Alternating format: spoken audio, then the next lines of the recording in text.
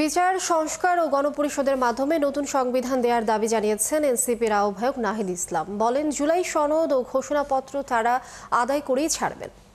মঙ্গলবার রংপুরের পীরগঞ্জে শহীদ আবু সাঈদের কবর জিয়ারত করে এসব কথা বলেন নাহিদ ইসলাম। এই কবর জিয়ারতের মধ্য দিয়েই জুলাই গণ অভ্যুত্থানের 1 বছর পূর্ণ হবার কর্মসূচি শুরু করেছে জাতীয় নাগরিক পার্টি এনসিপি। এ সময় আবু সাঈদের আত্মার শান্তি কামনায় দোয়া করেন তারা। নাহিদ ইসলাম আরও বলেন, জুলাই গণ অভ্যুত্থান নতুন বন্দোবস্ত প্রতিষ্ঠার আন্দোলন, এটি সরকার পতনের কোনো আন্দোলন ছিল না বলেও জানান তিনি। ছাত্র জনতা ঘিরে গেছে, এটি ভাবলে ভুল হবে বলেও জানান নাহিদ।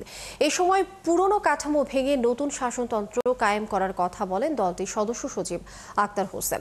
এদিকে বিপ্লবের 1 বছরে বিচারে দৃশ্যমান অগ্রগতি না হওয়ায় ক্ষোভ জানিয়েছেন শহীদ আবু সাঈদের বাবা মকবুল হোসেন।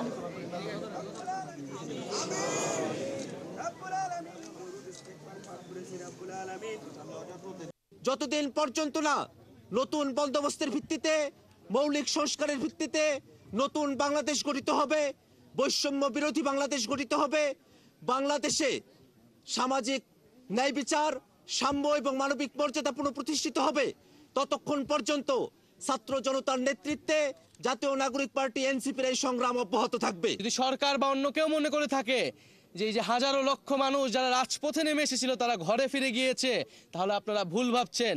3রা আগস্ট ঢাকায় আসছি, বাংলাদেশের জনগণকে, ছাত্রদেরকে, শ্রমিকদের সাথে নিয়ে আমরা ঢাকায় ঢুকবো এবং আমাদের যে জুলাই ঘোষণাপত্র এবং জুলাই সনদ সেটি আমরা আদায় করে ছাড়বো ইনশাআল্লাহ।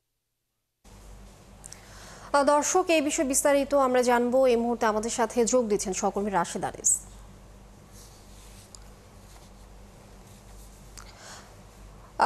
রাশেদ, এনসিপির কর্মসূচির সকাল থেকে আমরা এই কর্মসূচি সম্পর্কে জানছিলাম, এখন একটু জানাবেন যে এনসিপির কর্মসূচির সর্বশেষ কি খবর আছে আপনার কাছে?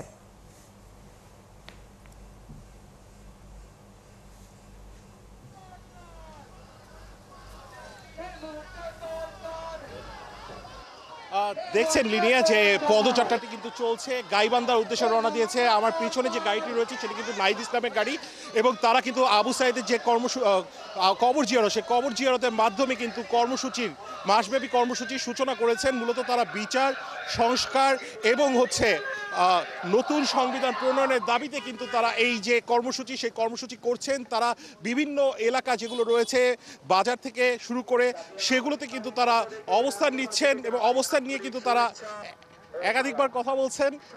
আমি একটু চেষ্টা করি কর্মসূচিটা নিয়ে একটু বলেন।